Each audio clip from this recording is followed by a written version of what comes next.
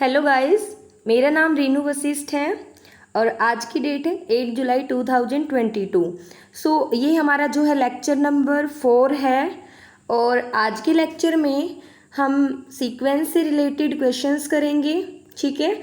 और बहुत important exercise करेंगे, एक्सरसाइज 2.2, ठीक है। आज के लिए स्टार्ट करते हैं अपने एग्जाम्पल से। सीक्वेंस से रिलेटेड एग्जाम्पल हैं जो कि कल मैंने थ्योरम आपको करवाई थी। कोचीज फर्स्ट थ्योरम करवाई थी, कोचीज सेकंड थ्योरम करवाई थी, प्रिंसिपल करवाए थे। आई होप आपको क्लियर होंगे। अगर आपको इनका प्रूफ देखना है, स्टेटमेंट देखनी है, तो आप इससे पीछे वाले लेक्चर में जा सकते हैं। बीएससी फोर्थ सेमेस्टर के नाम से प्लेलिस्ट है, ठीक है। आप वहाँ से देख सकते हैं।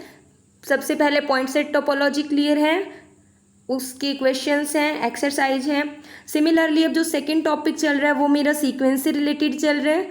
तो सीक्वेंस क्या है, convergent sequence, divergent sequence, oscillatory sequence. और ये सीक्वेंस का जो फर्स्ट वाला पार्ट है वो तो कवर हो चुका है, एक्सरसाइज 2.1।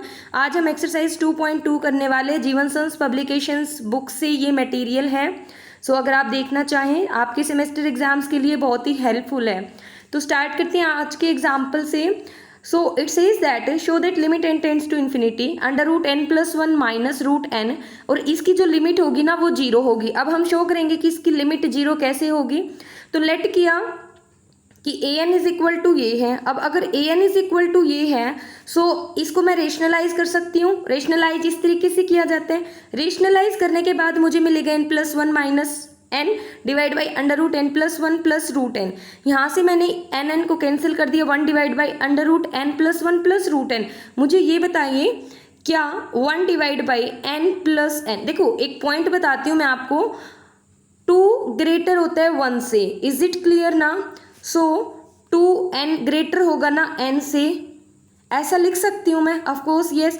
और अगर ऐसा है और मैं रेसिप्रोकल करूँ तो 1/2n लेस देन हो जाएगा 1/n से। मतलब मैं इसको ऐसा भी लिख सकती हूँ ना कि 1/n प्लस n लेस होता है 1/n से।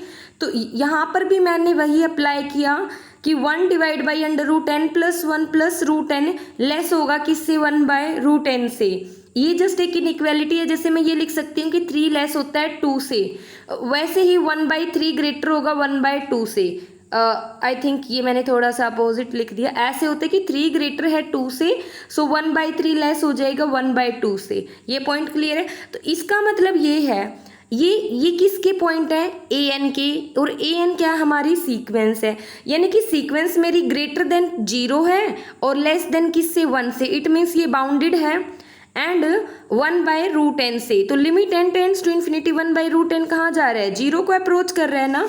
और ये मैंने पीछे बताया था कि अगर कोई सीक्वेंस 0 को जाती है और उससे छोटी कोई सीक्वेंस है तो उसकी भी लिमिट क्या हो जाएगी, 0 हो जाएगी। तो एक तो ये मेथड है इसको करने का। सेकंड वन आते हैं स्क्वीज प्रिंसिपल से। स्क्वीज प्रिंसिपल कल मैंने बताया था आपको, स्टेटमेंट रिवाइज करवा देती हूँ कि अगर A N B N C N are the 3 sequences and the relation between them is this and if limit N, यानी कि ए एन आपकी ए को कन्वर्ज करती है, सी एन आपकी ए को कन्वर्ज करती है, देन आपकी जो बी एन होगी वो भी आपकी ए को कन्वर्ज करेगी।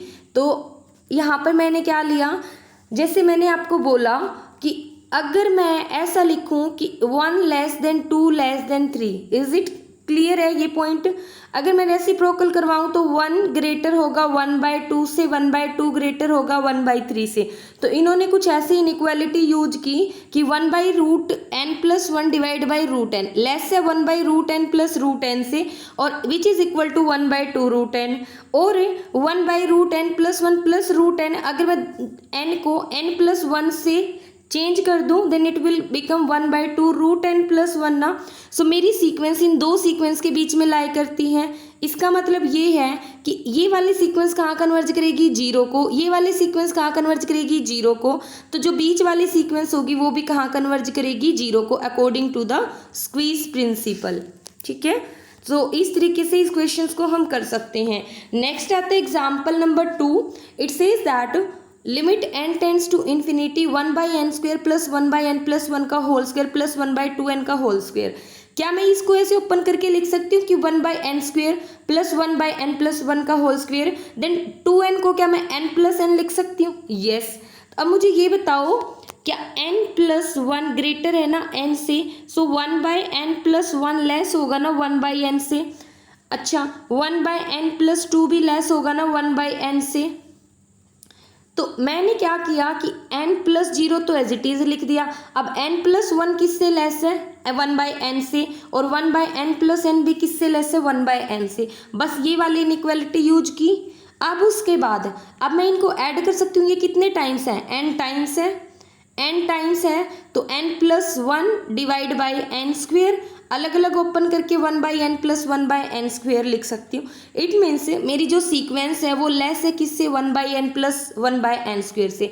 अब एक पॉइंट ये देखो, अब मुझे ये बताओ क्या मैं n प्लस 1 जो है आपका वो ग्रेटर होगा ना n से, है ना? यानी कि अगर मैं इन सभी को, ये जो n है, n प्लस 1 है, n प्लस 2 है, इन सभी को किससे रिप्लेस कर दूं? n प्लस n से। तो ये जो इनइक्वालिटी है, यहाँ तो लेस देन वाला साइन था, इससे आगे वाले साइन में क्या हो जाएगा? ग्रेटर देन हो जाएगा ना। ये देखो हर एक जो n था उसको चेंज कर दिया 2n से, जो n प्लस 1 था उसको भी चेंज कर दिया 2n से। यानी कि नीचे अगर मैं बड़ी टर्म लिख रही हूँ तो उसका रेसिप्रोकल उसको स्मॉल बना देगा ना। तो ये वाली छोटी वाली पॉइंट हो जाएगी एज कंपेयर टू an। तो an ग्रेटर हो गया इससे। ये क्या आ गया? 1/4n प्लस 1/4n² से। इसका मतलब मेरी जो an सीक्वेंस है वो इस सीक्वेंस और इसके बीच में लाई करती है। अब इसकी limit n tends to infinity कहाँ जाती है? 0 को। ये भी 0 को अप्रोच करती है, ये भी 0 को अप्रोच करती है। सो बीच वाली जो मिड वाली जो सीक्वेंस होगी वो भी कहाँ अप्रोच करेगी? 0 को अप्रोच करेगी। तो इस तरीके से ये क्वेश्चंस कंप्लीट हो जाएगा। नेक्स्ट करते हैं, if a is a real number such that a की वैल्यू आपकी 0 और 1 के बीच में लाई करती है, तो limit n tends to infinity an की जो वैल्यू होगी वो 0 होगी। ये तो मैंने आपको लास्ट क्लासेस में भी करवाया था। x मान के, यहाँ पर इन्होंने a मान के कर दिया। तो देखो इसका सॉल्यूशन कैसे किया वो देख लेते हैं। वैसे ये जो रिजल्ट होता है ना, जब हम बड़ी क्लासेस में और ज़्यादा बड़ी क्लासेस में जाएंगे या हम कंपटीशन में जाएंगे ना, तो ये वाले रिजल्ट डायरेक्ट यूज होते हैं। और वहाँ आपको जस्ट ये बताया जाएगा कि अगर a की वैल्यू 0 और 1 के बीच में लाई करती है तो an limit n tends to infinity, an limit n tends to infinity आपकी 0 को अप्रोच करेगी। ठीक है। सो अब हम यहाँ पर उसका प्रूफ देखते हैं कि ये कैसे होगा। तो इसका डिटेल प्रूफ करेंगे हम। डिटेल प्रूफ में कहते हैं कि a line between 0 to 1, so 1/a greater than 1 होगा। अब देखो 1/a ग्रेटर देन 1 है तो मैं 1/a को समथिंग 1 प्लस h से रिप्लेस कर सकती हूँ। ठीक है।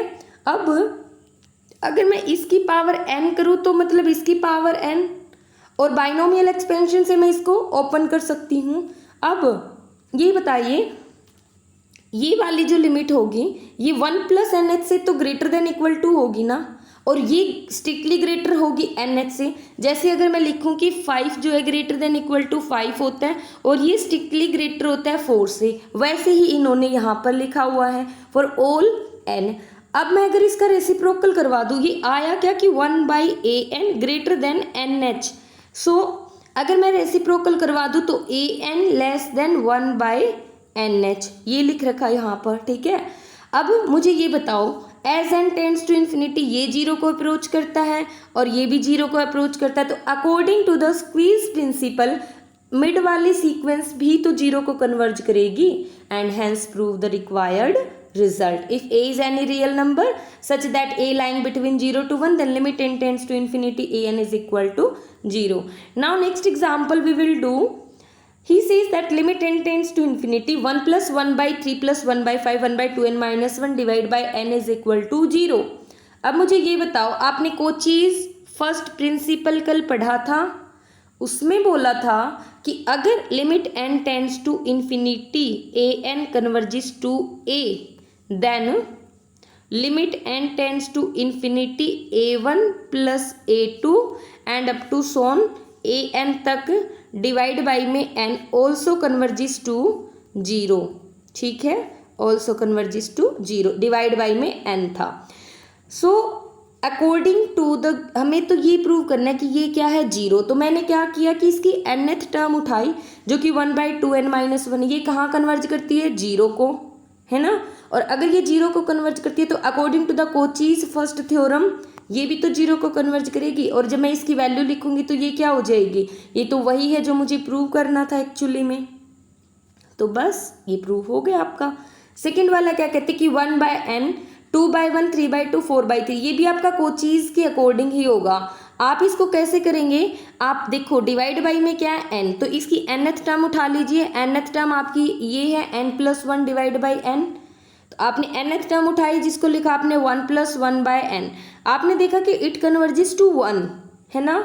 तो अगर ये a को कन्वर्ज करती है तो a1 + a2 + an divide by n भी तो 1 को कन्वर्ज करेगी according to the Cauchy's first theorem.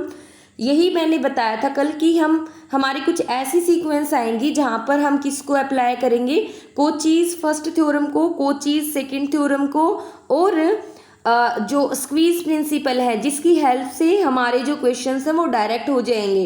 For example आपको बोला गया कि prove that limit n tends to infinity n की power n divide by n factorial की पावर 1/n आपकी e के इक्वल होगी।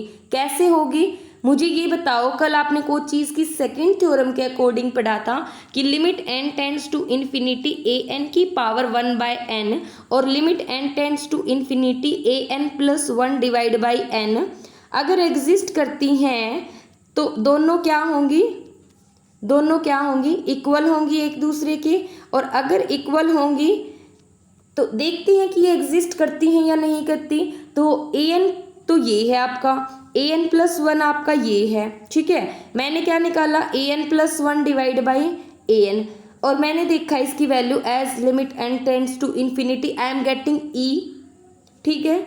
सो अगर ये एग्जिस्ट करती है और an is a sequence of positive terms such that इसकी लिमिट e है, तो कोई चीज़ सेकेंड थ्योरम के अकॉर्डिंग इसकी लिमिट और इसकी लिमिट इक्वल होंगी and that will be equal to e।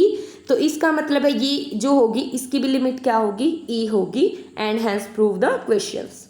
उसके बाद show that the sequence n की power 1/n converges to the limit 1। हमें क्या शो करना है कि n की पावर 1/n आपकी 1 को कन्वर्ज करती है।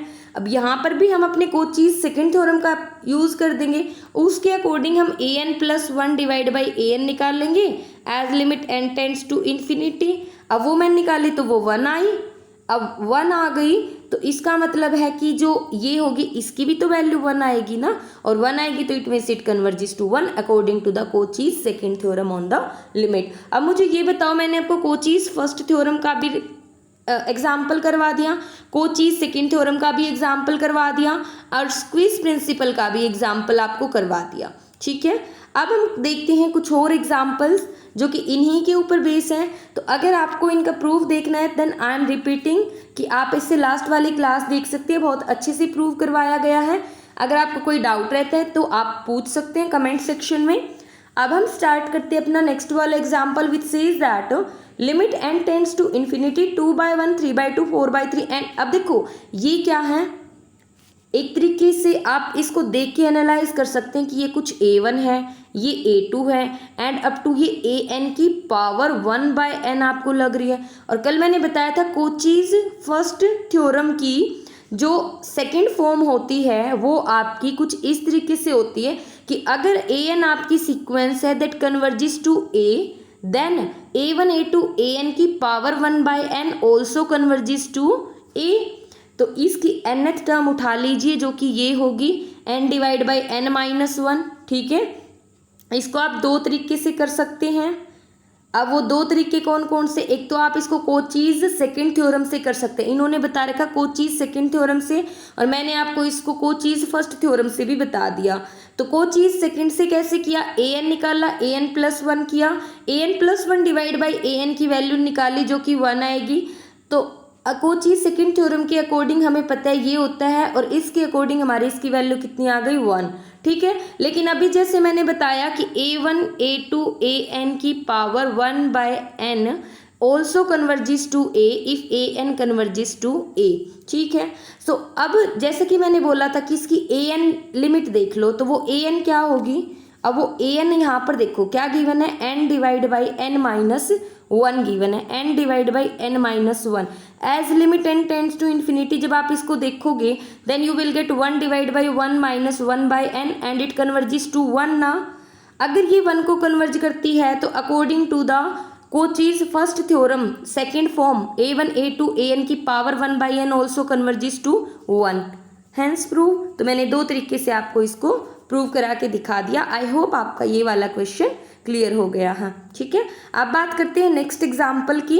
देखते हैं कि नेक्स्ट एग्जाम्पल क्या कहता है कि अगर आपके पास एक an है कन्वर्ज कर रही है L1 को, bn है कन्वर्ज करती है L2 को, then the sequence cn divide by n converges to L1 into L2, जहाँ पर cn की वैल्यू कुछ इस तरीके से डिफाइन कर रखी है a1 bn plus a2 bn minus one plus an b1। ठीक है, सो मैंने क्या किया कि a1 कन्वर्जिस टू L1 है ना, ये पॉइंट है ना कि an कन्वर्जिस टू L1। अगर ऐसा है मैंने लेट किया कि an is equal to L1 plus में अल्फा n।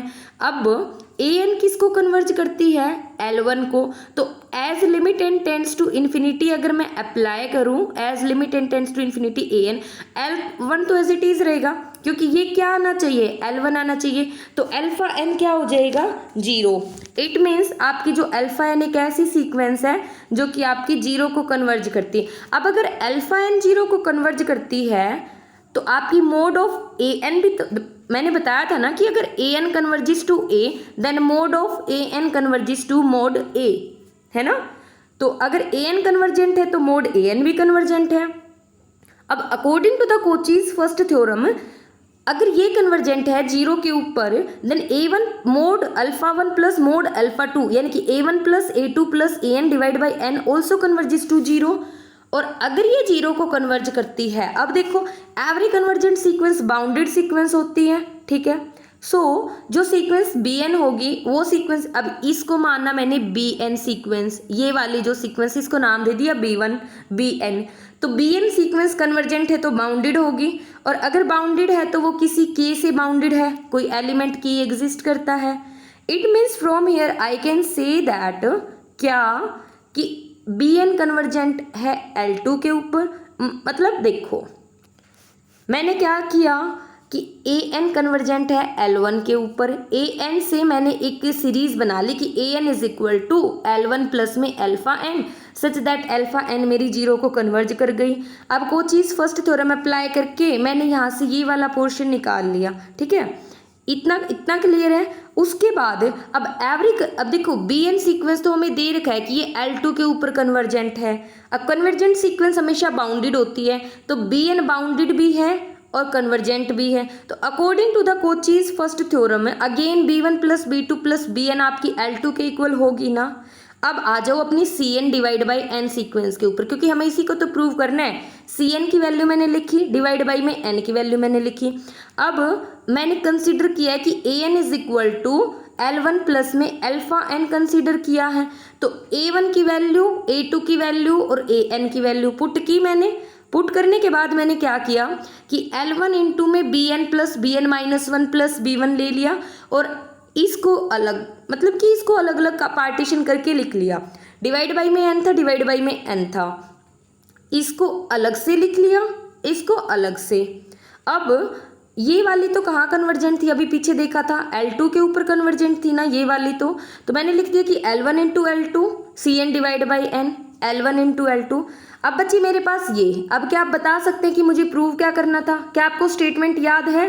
स्टेटमेंट में बोला गया था कि limit N tends to infinity c n divide by n convergent होनी चाहिए L1 इंटू L2 पर। सो उसके अकॉर्डिंग आपकी ये वाली जो लिमिट है ये जीरो आनी चाहिए।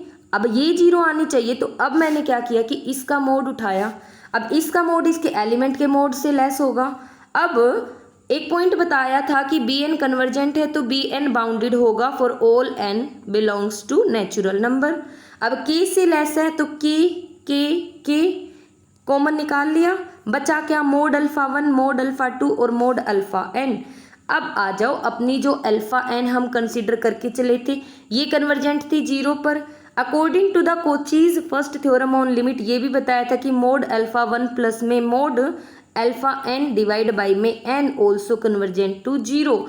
तो ये 0 पर कन्वर्जेंट है, और किसी का भी मोड अगर लेस देन इक्वल टू 0 आता है इट मीन्स वो खुद क्या है, 0। It means as limit N tends to infinity, ये वाली कहाँ कन्वर्ज हो रही है, 0 के ऊपर। तो इसका मतलब है कि ये वाला जो स्टेप था ये आपका 0 को कन्वर्ज हो जाएगा, और बचेगा ये कि c n divide by n convergent to L1 into L2, और हमें यही प्रूव करना था कि this sequence is convergent to L1 into L2। I hope आपको क्लियर हो गया होगा।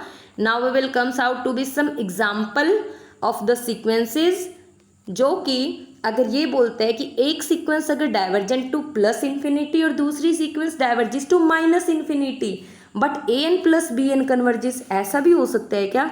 तो यस, ऐसा भी हो सकता है। कैसे? देखो, अगर आप ए एन सीक्वेंस को एन ले लेते हैं तो ये इन्फिनिटी को डाइवर्ज करता है। अगर आप बी एन सीक्वेंस को माइनस एन ले लेते हैं तो ये माइनस इन्फिनिटी को डाइवर्ज करता है। जब आप इनका सम करोगे n माइनस एन तो वो 0 आएगा, और 0 एक कांस्टेंट सीक्वेंस है जो कि कन्वर्ज करती है। तो इसी तरीके से आप कर सकते हैं। अब फर्स्ट वाला मैंने बता दिया है, एक दो और बता देती हूँ, ये बाकी आपको अगर स्क्रीन पे शो हो रहे हैं तो ये सभी आपका होमवर्क है। इसमें से बस मैं एक पॉइंट और बताती हूँ आपको, सभी के एग्जाम्पल आपको ढूंढ के लेके आने हैं, ठीक है। ये बोलते हैं कि ए एन अगर कन्वर्ज करती है और b n diverges to minus infinity, तो हमें एक ऐसा एग्जाम्पल दीजिए कि a n into b n diverges to minus infinity. मैंने लेट किया कि a N convergent, it means 1 by n, मैंने ए एन का एग्जाम्पल लिया। B n diverges to minus infinity, it means मैंने ले लिया माइनस का एन स्क्वेयर, ठीक है, माइनस का एन स्क्वेयर ले लिया। अब कहते हो ए एन इंटू बी एन, अब ये ए एन है 1 बाय एन और ये क्या है माइनस एन स्क्वेयर। अब इससे ये कैंसिल होगा तो क्या बचेगा, माइनस एन, और ये तो एक ऐसी सीक्वेंस है जो कि डाइवर्जिस टू माइनस इन्फिनिटी। तो हो गया ना एग्जाम्पल, तो बस एग्जाम्पल ही देना था मुझे। अब ये जैसे कि मैंने बताया कि ये बाकी आपका होमवर्क है, आप खुद करोगे इसको, ठीक है। और अगर आपको नहीं आता है तो भी नीचे सॉल्यूशन भी गिवन है, आप देख सकते हो। ये थर्ड का सॉल्यूशन है, ये फोर्थ का है, ये फिफ्थ का है। इन द सिमिलर वे आपके सभी के सॉल्यूशन गिवन है यहाँ पर इस पीडीएफ में, तो आप देख सकते हो, ठीक है। ओके, उसके बाद अब हम आते हैं हमारी एक्सरसाइज के ऊपर। यहाँ से कुछ क्वेश्चंस मैं करवाऊंगी, कुछ क्वेश्चंस आपको खुद करने हैं। जैसे कि मैंने बताया था स्टार्टिंग में कि limit N tends to infinity 2n square minus 5 divide by 3n square plus 7n converges to 2/3। एक तो शॉर्ट मेथड जैसा मैं बताती हूँ वैसे करो। जैसे देखो, ऊपर से मैं एन स्क्वेयर ले सकती हूँ, नीचे से भी n square, it means I can write ना 2 minus 5 divide by n square. नीचे से मैं लिख सकती हूँ 3 प्लस में 7 डिवाइड बाई में n. As limit N tends to infinity, ये 0 को जाएगा, ये भी 0 को जाएगा। बचेगा क्या आपके पास, 2 डिवाइड बाई में 3, और यही मुझे इसकी लिमिट फाइंड आउट करनी है। But according to the definition if I have to show this, तो मुझे क्या करना होगा, अकॉर्डिंग टू द डेफिनेशन मुझे दिखाना होगा कि a n minus limit less than epsilon है for all n greater than equal to m, ठीक है। तो बस यही करना है, अकॉर्डिंग टू द डेफिनेशन आपको ये शो करके दिखाना है, एंड आई होप आप कर सकते हैं। फॉर एग्जाम्पल ये करते हैं 3n minus 5 divide by 4 minus 2n is equal to minus 3/2। एक करके दिखा देती हूँ, फिर ये बाकी के एग्जाम्पल आप खुद कर लेना। मैंने बोला कि 3n माइनस 5 डिवाइड बाई में 4 माइनस में 2n, माइनस में प्लस में 3/2 हो जाएगा। इसका मोड लेस देन एप्सिलॉन होगा, कब, तो पहले इसको सॉल्व करते हैं। इसको सॉल्व करते हैं तो 2 इंटू में 2 माइनस में n होगा, ठीक है। और यहाँ पर होगा आपका 3n माइनस में 5 प्लस में 3n माइनस में 5 प्लस में यहाँ पर हो जाएगा 2 माइनस में n इंटू में 3। अब इसको सॉल्व करते हैं, इसको सॉल्व करेंगे तो 3n माइनस 5 प्लस में 6 माइनस में 3n माइनस में 5 डिवाइड बाई में 2 इंटू में 2 माइनस में n। जैसे जैसे हम इसको सॉल्व करते चले जाएंगे ना, हमें क्या मिलेगा कि ये देखो 3n, यहाँ पे 3n था, 3n से तो 3n कैंसिल हो रहा है। 6 माइनस 5 क्या, 1 डिवाइड बाई 1/2 इंटू 2 माइनस में n। अब इसका मोड लेस देन एप्सिलॉन होगा, कब होगा? जब 1/2 into 2 minus n less than epsilon होगा। ठीक है, यहाँ से मैं क्या कर सकती हूँ, यहाँ से मैं कर सकती हूँ कि 1/2 minus n less than 2 epsilon ना। रेसिप्रोकल अगर मैं करवाऊँ इसका तो मुझे मिलेगा 2 माइनस n डिवाइड ग्रेटर हो जाएगा 1/2 एप्सिलॉन से। ठीक है, आज थोड़ा सा मेरा ये काम नहीं कर रहा है तो देख लेना। अब मुझे ये बताओ कि 2 माइनस 1/2 एप्सिलॉन ग्रेटर होगा ना n से, है ना, कुछ ऐसा होगा। यानी कि अगर मैं ये कंडीशन लेती हूँ तो मेरी ये वाली स्टेटमेंट ट्रू हो जाएगी। आपको अगर स्टेटमेंट क्लियर है ना कि ए एन माइनस एल का mod less than epsilon for all n greater than equal to m, तो मुझे उस एम की वैल्यू अगर मिल जाती है तो ये मेरा कन्वर्जेंट हो जाता है इसके ऊपर। ये डेफिनेशन है, आप खुद अप्लाई कर लेना। अब उसके बाद देखते हैं स्क्वीज प्रिंसिपल। स्क्वीज प्रिंसिपल मैंने बताया था कि अगर आपके पास ये स्टेटमेंट है, मुझे ये बताओ ये किससे ग्रेटर होगी और किससे लेस होगी। अब √n² + 1 है ना, तो इसको बड़ी वाले से रिप्लेस कर दो हर एक एलिमेंट को, मतलब 1/√n² प्लस में n कर दो एंड अप टू सोन करके 1/√n² प्लस n कर दो। तो ये वाली जो मिड वाली आपकी सीक्वेंस है ये इस सीक्वेंस से क्या होगी, ग्रेटर होगी। और अगर आप इसके हर एक डिनोमिनेटर को छोटे वाले एलिमेंट से रिप्लेस कर देते हो, यानी कि n² प्लस में 1 प्लस में up to Son 1/√n² plus में 1/√n² प्लस में 1, तो आपकी ये वाली जो सीक्वेंस होगी ना वो इससे लेस होगी और इससे ग्रेटर होगी। अब इसको सोल्व करना और इसको सोल्व करना और इनकी लिमिट देखना, अगर वो 1 को जाती है तो इनकी जो मिड में लाई करने वाली सीक्वेंस होगी वो भी कहाँ जाएगी, 1 को जाएगी। आई होप आपका क्लियर है। ठीक है, ये भी स्क्वीज प्रिंसिपल से होगा, ये भी और ये वाला भी। इसको क्या करना है आपको, इसको आप रेसिप्रोकल करना, रेशनलाइज करना। रेशनलाइज करने के बाद इसको सबसे पहले तो आपको रेशनलाइज करना है। ठीक है, उसके बाद आपको ऐसी सीक्वेंस देखनी है जो एक तो इससे बड़ी होगी और एक जो इससे छोटी होगी। अब आपको देखना है दोनों सीक्वेंस का बिहेवियर, अगर वो एक लिमिट को जाते हैं देन मिड वाली भी उसी लिमिट को जाएगी according to the squeeze principle. इस थर्ड वाले में आपको कोचीज की फर्स्ट थ्योरम अप्लाई करनी है। कोचीज की फर्स्ट थ्योरम रिपीट कर देती हूँ। कोचीज की फर्स्ट थ्योरम कहती है कि अगर ए एन कोई सीक्वेंस है जो कि कन्वर्ज करती है ए को, then A1 plus A2 plus AN divide by n as limit N tends to infinity, ये एक सीक्वेंस होगी जो कि कन्वर्ज करेगी ए को। ठीक है, ये पॉइंट, तो ये आपकी कोचीज फर्स्ट थ्योरम की स्टेटमेंट है। सेकंड स्टेटमेंट भी बता देती हूँ कि अगर AN converges to A then A1 A2 and up to AN की power 1/n also converges to A। ठीक है, दोनों स्टेटमेंट क्लियर है। तो बस आपको क्या करना है, अप्लाई करनी है इस थर्ड वाले में। अप्लाई करने के बाद आपको देखना है, जैसे कि यहाँ पर एग्जाम्पल 1 आपको शो हो रहा है क्या, कि ये देखो ये 1/n है, ये A1 है, ये A2 है, ये AN है, तो AN की वैल्यू 1/n है, 1/n 0 को जा रहा है तो ये भी कहाँ जाएगा, 0 को जाएगा। ये वाला देख लीजिए, n की पावर 1/n उठा लीजिए, n की पावर 1/n पीछे एग्जाम्पल में किया था कि इट कन्वर्जिज टू 1, तो ये पूरा भी कहाँ कन्वर्ज करेगा, 1 को कन्वर्ज करेगा।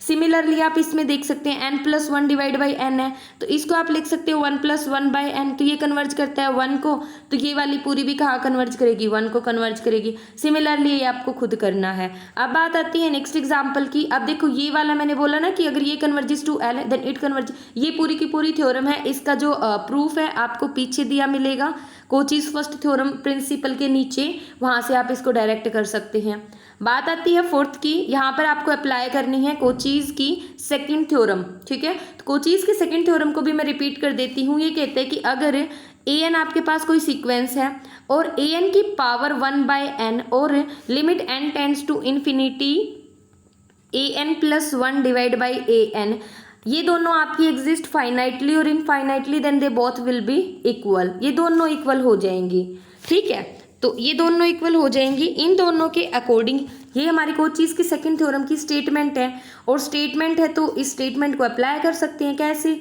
ये देखिए, ये पावर 1/n है ना, इसको आप कैसे लिख सकते हैं, इसकी पावर n करा के उसकी पावर 1/n करा दीजिए, मतलब इसको आप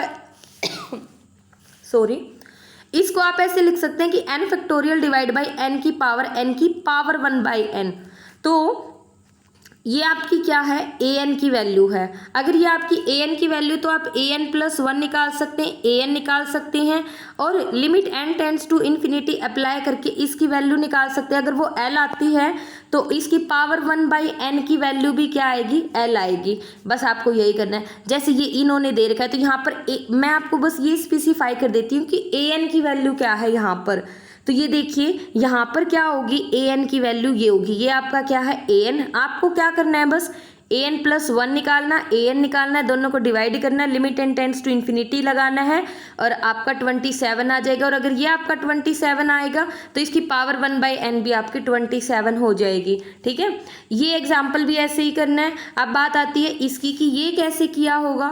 तो ये कुछ नहीं करना, पावर 1 बाई n है, इसको an कंसिडर करो, फिर an प्लस 1 निकाल लो और दिस डिवाइड बाई दिस करो, limit n tends to infinity लगाओ और आपका आ जाएगा एग्जाम्पल। फिर ये एक अलग से, ये तो ऊपर भी करवाया, ये वाला 1e, ये यहाँ पर इसका रेसिप्रोकल है, इसका रेसिप्रोकल कर देंगे तो e आ जाएगा ना।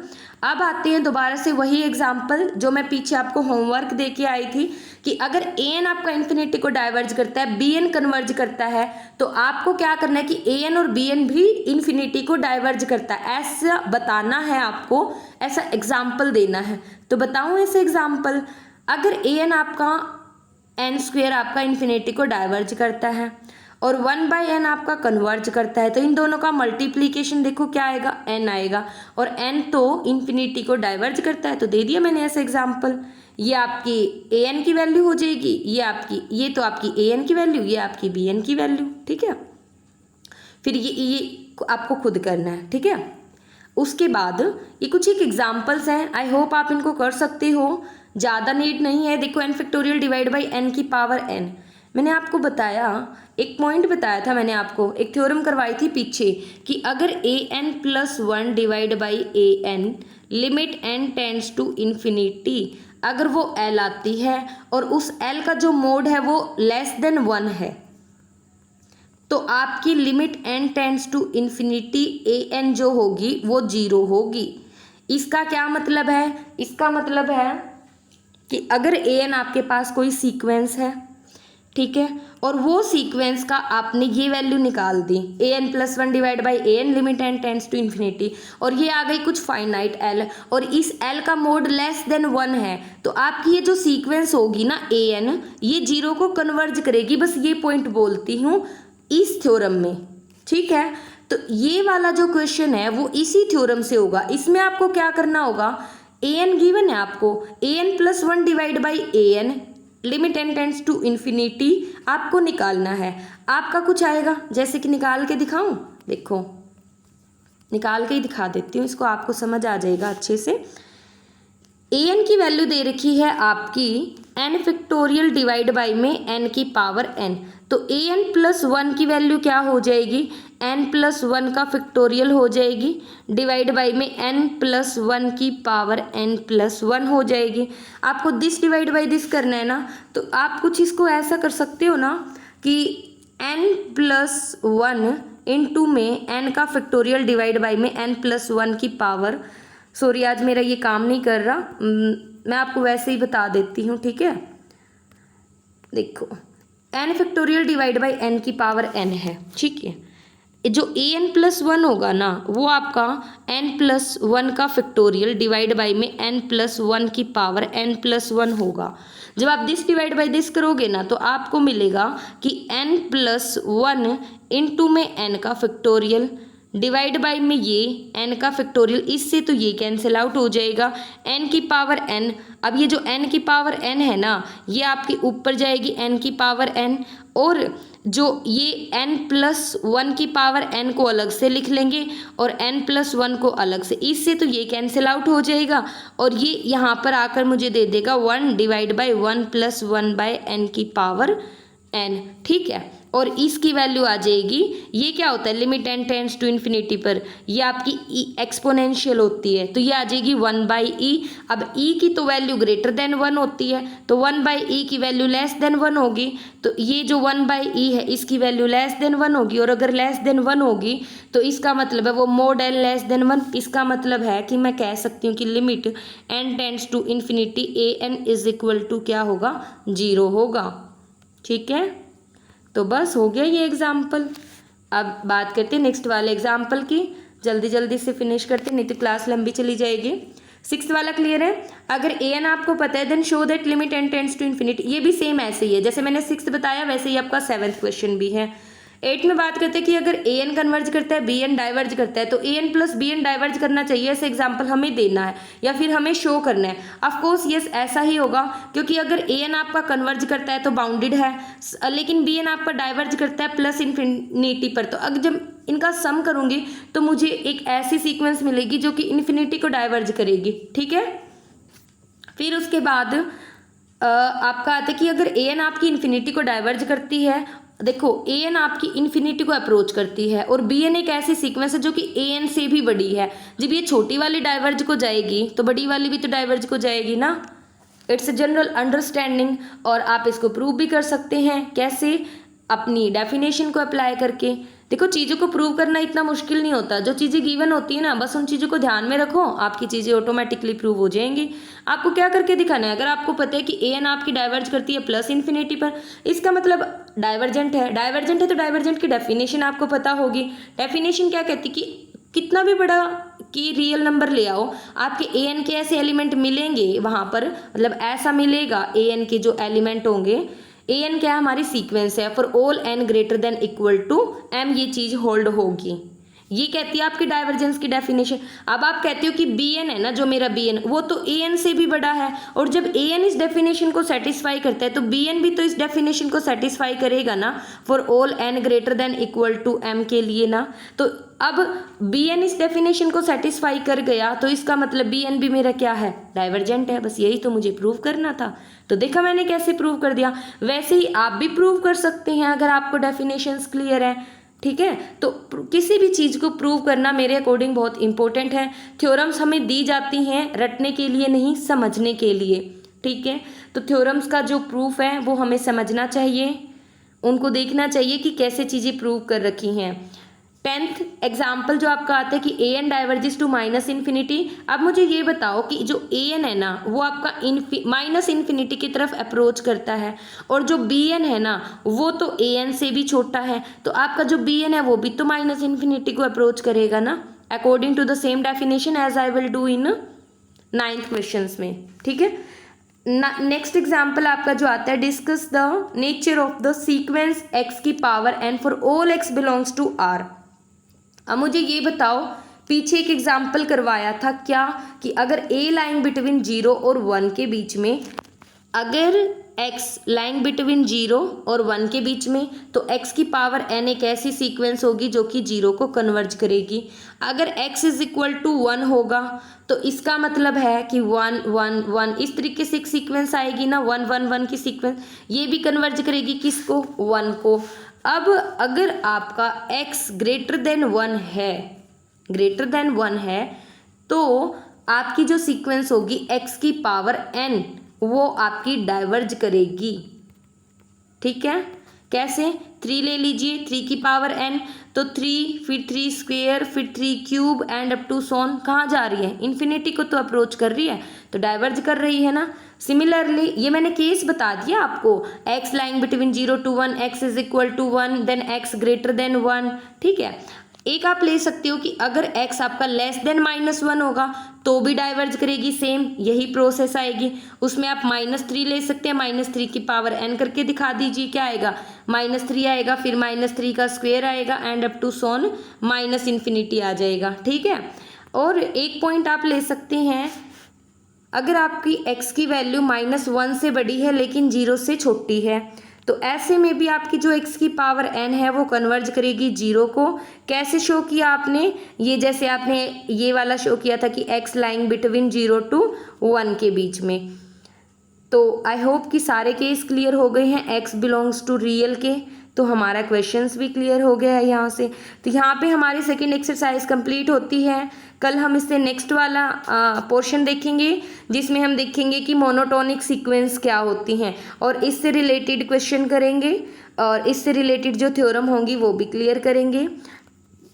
तो कल के लिए बाय बाय, थैंक यू। कल नेक्स्ट वीडियो अपलोड होगी आपकी सेम टाइम पे सेम प्लेस पे। I hope you all understand very well. Thank you so much.